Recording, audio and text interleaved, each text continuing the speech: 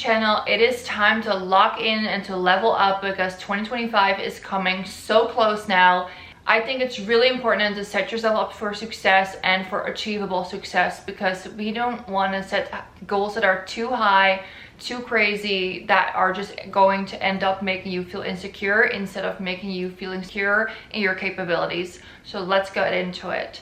I'm not a New Year resolution type of person, but as my birthday is on January 1st, for me, a reset of the year is really truly a reset. And what I like to do on the end of the year is really doing a little recap of 2024 in this instance, that I really just see how far I've come in 2024, what I want to work on in 2025, and just setting realistic goals to really set smart goals for myself. And I will get into that in a little bit when we talk about goals, because it's really, really important to set your goals accordingly so that you can actually reach them and not just make a whole list of goals and not do anything with it and then feel disappointed in yourself at the end of the year. Because what we want to avoid with this is that you end up feeling insecure, that you end up procrastinating, and that you end up not doing anything because you get so overwhelmed by the amount of goals on your list, but also the amount of goals that are just like too far away from reachable and you don't know how to start. It is so important to set goals that are achievable because that keeps you motivated. When it comes to your goals and becoming the version of yourself that you want to be,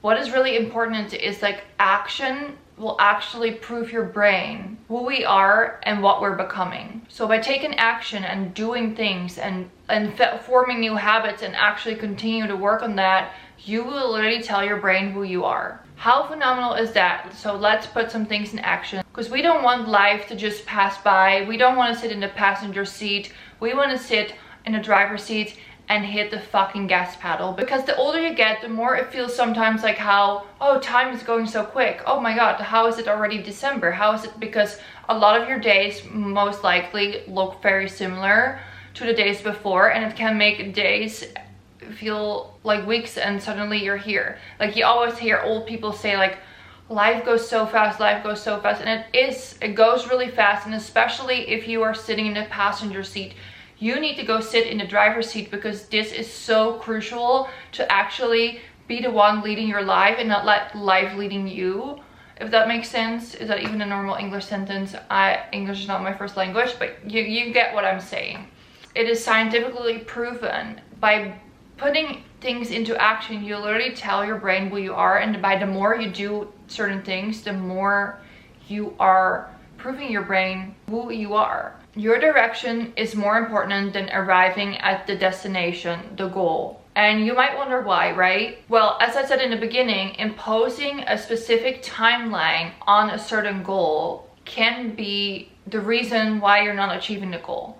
Because you're putting such amount of pressure on yourself, you're putting such amount of unrealistic stressors on yourself that is actually keeping you from not reaching your goals. Because imposing a specific timeline on your destination pushes on so much pressure on yourself, and that pressure turns into insecurity the more time goes by and the more you're approaching that deadline. It makes you insecure, and when you feel insecure, you're procrastinating, and when you're procrastinating, you're not working towards your goal, and it becomes like a whole circle. Like you set a timeline for yourself, then that puts so much pressure on yourself that you feel insecure, and that makes you procrastinate because you feel like you're not worthy, you feel like you're not capable, and because of that you feel like a failure, and it all starts over again, and it just becomes this circle that you can't get out. And then at the end of the year you're like, fuck, I again did not reach the goals that I wanted to reach. When it comes to goals, there's a specific way you should set up your goals so that you, first of all, can reach them. Just saying that you want to eat healthy is not a good goal. So when it comes to a goal has to be SMART. And SMART stands for specific, measurable, achievable, relevant, and time-bound. So for example, if there is a goal that you want to start eating healthy, that's not a good goal. I'm just gonna say it to you, that's not a good goal, because it's not specific. It's not a SMART goal. What would be a SMART goal is if you would say, I'm eating a homemade meal every evening for dinner except on Friday. Like for example, you go out for dinner on Friday. That is a very good, SMART goal. It's achievable, it has time, it's measurable. It's like, okay, every evening I'm eating dinner at home. So that is very much more achievable than I want to eat healthy. It is too wide, and every time you will eat a snack, you feel like shit because you feel like you're not holding yourself onto the goal of eating healthy. What I try to do is always make sure that my goals are SMART measurable. Like you got to create your goals into a way that it can be all these habits into your week, into your day. Just like how I mentioned, like the eating dinner at home every night. This is a very good way to like, okay, every day at 6-7 p.m. I eat dinner at home. That is an achievable goal. That is a goal that I can put into habit. And the more I do it, the more it becomes a habit. Action will prove your brain who we are. So by putting your SMART goal of eating dinners at home every day into a habit of eating dinner at home every day at 7 p.m. instead of going out, that will prove to your brain that you are on the way to eating healthier and becoming a healthier person. Here's another example, having a SMART goal. So for example, you write down, I want new friends. That doesn't really say much, right? But if you make it into a SMART goal, it would be like, I want to attract like-minded girlfriends that are also entrepreneurs and founders and that really align with the integrity that I live by. Something like that is more specific. And then you can think, okay, how can I find these people to be surrounded by? Like, can I go to women business meetups? Can I, you know, stuff like that. It's more specific than just saying like, that's what I want. And it's not really attainable. Something I try to implement is like read 5 pages of a book a day. Reading for me in 2024 has been incredibly hard due to a lot of things, and I would love to read more. I would love to finish a book every week. I'm just mentally not in a place to do that. So what I do is I set a SMART goal for myself of reading 5 pages a day because 10 pages seems a lot. So I'm just going to start with 5 pages a day.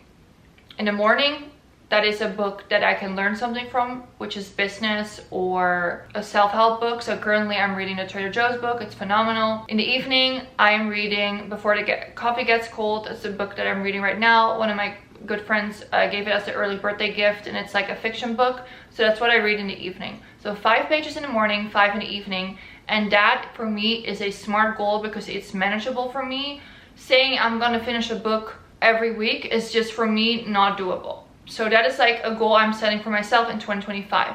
The same with, I like listening to podcasts of founders, of smart people, because as I own 2 businesses myself, this is extremely helpful to keep me motivated and to learn new things about business in a more like organically way. So what I would, for example, do is whenever I am going on a walk or whenever I'm in the car by myself, I listen to a podcast. And that's kind of habit stacking. Like, okay, I'm driving 20 minutes to go to Pilates.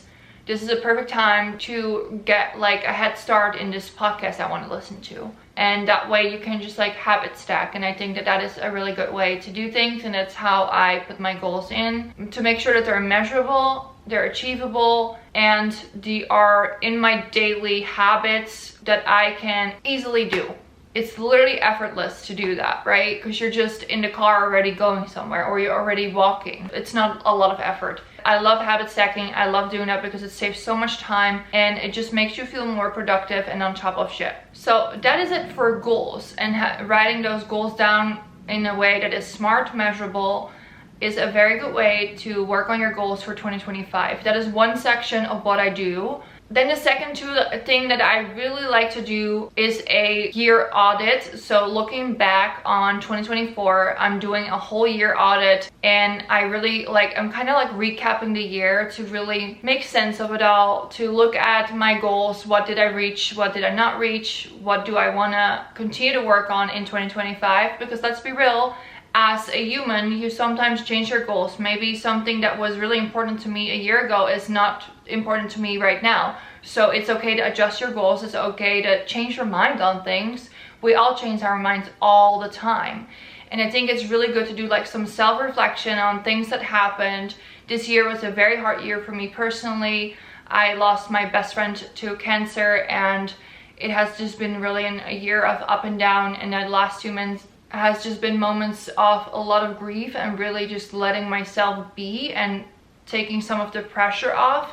Because even though we want to reach all these goals, sometimes life gets in the way. Sometimes health issues, family issues, or whatever, let's be real, that shit is more important than goals. And I think that sometimes you need to give yourself a little bit of grace and a little bit of breather room to actually be able to come back and work on your goals and get shit done. Because if you're already not feeling good because of health issues you're dealing with, or like I'm personally like dealing with this amount of grief I've never dealt with, like this has truly been the hardest year of my life. And I always thought, because I've been through a lot of grief, that this would just be something I would easily go through, but it's been really hard. And because of that, I had to adjust my goals. I had to give myself some breather room so that I can actually be creative, that I can actually show up for myself and for my work. And obviously that suffered. Like for a while I didn't post a lot on my business account, do as much work as I should have been doing to prep better for Black Friday sales coming up, stuff like that. And that is just like, sometimes life gets in the way, and it is what it is. But it's good to give yourself a little bit of breather room and then look at your goals again, adjust them, and just make sure, like what I do now, for example, is like there's moments in the week that I plan in time that I can just be, and I can plan that in however I want it to be. If it just means laying in bed and just watch a movie, or does it mean bed rot and actually end up editing a lot of videos because I felt like it. I'm just like leaving that open for myself. And that's something I think is really important, because sometimes you try to push yourself too hard, but that just means that you're pushing yourself further away from your goals. Like I said in the beginning, if there's too much pressure on putting a time frame on something, the same as like, oh, I should be doing this, I should be doing that, sometimes that makes you feel shittier and makes you feel like you're so much further from your goal than that you actually would be if you would let go a little and just give yourself a little slack. So I think it's really nice to focus on, okay, what were your highs of the year, what were your lows. Definitely celebrate your highs and also have a lot of compassion for your lows. I just had so many changes this year, and I honestly feel like an entire different person than a few months ago. And this to me is a good thing, because there was a lot of changes in my life that needed to happen, and a lot of personal growth, like so much growth has been happening, and so much like working on inner trauma, working on just changing up my life and who I surround myself with, because I really needed to do that. And sometimes the universe does that for you, and it has been such a good thing for me. So if the universe doesn't do it for you, I think it is really important to, you know, take time to look on, okay, who would say my name in a room full of opportunities and who wouldn't. And, you know, spend your time with the people that would, and spend less time with the people that wouldn't. You don't have to cold turkey cut them off, but you could. But if you don't want to do that, then just ease away from it. Stuff like that I think is really important, especially the older we get. And life is so fucking short. Life is so fucking short. That is like the reminder of my year this year with losing my best friend, and she was only 35. And your health is never promised, life is never promised. You're like, as humans, we're so fucking fragile. So stop questioning yourself so much and go do the damn thing, because literally at the end of the day you have nothing to lose, because we're all going to die. And I know that this sounds so intense, but like literally, if you think about it, what do you have to lose? We're all gonna die. Like, that's one thing that we know for certain. We get born, and someday at some point we're gonna die. So what do you have to lose? Literally, what do you have to lose? But the good thing about working on it and making all of this locking in and leveling up enjoyable is to be smart about it and set the SMART goals and do an audit of your year and see what you want to bring into the new year and what you want to leave behind whenever it comes to people, habits, things like that. Sometimes doing the audit first and then set up the goals later is a little bit more clear-minded, because you can really see what you liked from the year before that you don't want to bring into 2025. Then something that I think is super helpful for when you want to level up, especially for the people that work from home: follow the plan, not your mood. I think this is so crucial.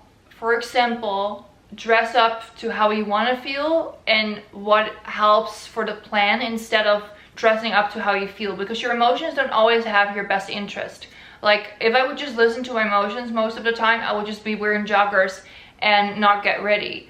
But like, getting ready gives yourself, like, you're showing up as the version of yourself that you wanted to be, that you want to inspire to be and level up to be. And I think that really helps, like, in your brain to really lock that down. Like, okay, I'm showing up as who I want to be, because as I said, actions show your brain who you are. So if you're getting dressed, if you're showing up for yourself, your brain will notice that, and that becomes you.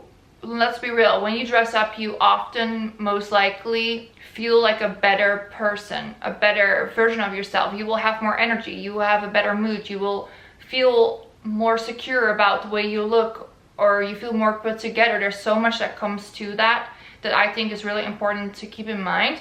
But also, obviously, having a day that you want to bed rot and wear joggers, that's fine too. But you know what I mean with that. And then what you consume is what you become. So when you do your 2024 audit, really look at, you know, what you have been consuming, what is making you feel good, what is not making you feel good. For example, I don't like watching negative stuff. I don't like watching murder. I don't like watching, like, I enjoy watching those stories, don't get me wrong, like, it definitely gets you going, but it's not what I want to put in my brain. It's not what I want my future to be aligned with. It is making your nervous system feel a type of way, and you're bringing that into your day, you're bringing that into your life, and it's like getting chased by a tiger. I just think that is really crucial. And the same with on social media. If there's people that you're following that make you feel bad about yourself, unfollow them. Sometimes when something makes you not feel good, it can be either a trigger within yourself, like, hey, I need to work on something. They're doing something that I want to be doing and I'm not doing it. Or is it just because they drain the shit out of you because it's negative? It's like always like, woe is me. It's all that type of stuff that you just don't want to soak in, or negativity. Like, there's different ways of that, and that's what you have to decide for yourself and see for yourself. But yeah, TV, social media, be careful what you consume.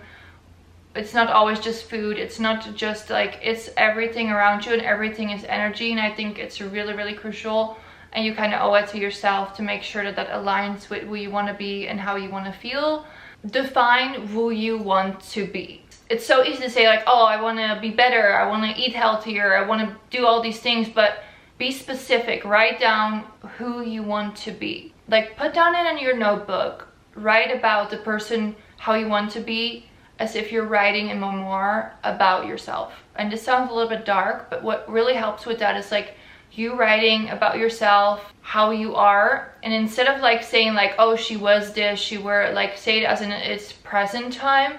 But sometimes it helps to like, okay, how you see someone that passed away and how you really see them so beautifully and all the things they accomplished and how they were as a person. Write with that respect about yourself.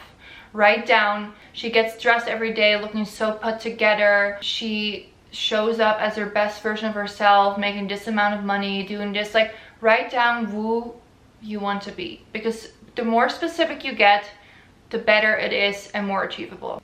A package just came, and so I just wanted to have it filming just in case I pull one that is really exciting. But I have been nervous because I keep pulling the same ones and I'm getting sick of it. I love Labubu so much. I don't know if you are familiar with them, maybe not, and this is so random to put this on the end of the video, but they have been bringing me so much joy. And one thing that I really am fully leaning into in 2025 is letting myself really experience joy. And that's not just like buy or like just purchase things and stuff, but like this is something that generally brings me such immense of joy, and like collecting these that have really the last few months really helped me through my grief and really just make me just really enjoy the small things. So I'm so nervous. Oh my god, it's another Dada, which I don't hate because I actually really love this one. So cute. Thank you so much for watching. I hope it was helpful. If you have any questions, let me know in the comments. I've always been really passionate about self-help and leveling up. It is really something that is like ingrained in me since I was a teenager. I love it. I'm a Capricorn. I am a manifestor in human design. I feel like it is just, that is just me at my core, something I'm so passionate about and something I always will work towards and work with. So if there's any questions you have or suggestions for new videos, please let me know in the comments. Also, like and subscribe if you enjoyed this video. It really would mean the world to me. I'm getting really nervous about the TikTok ban, so I really would love to grow a community on here and to find like-minded people. So yeah, thank you for watching.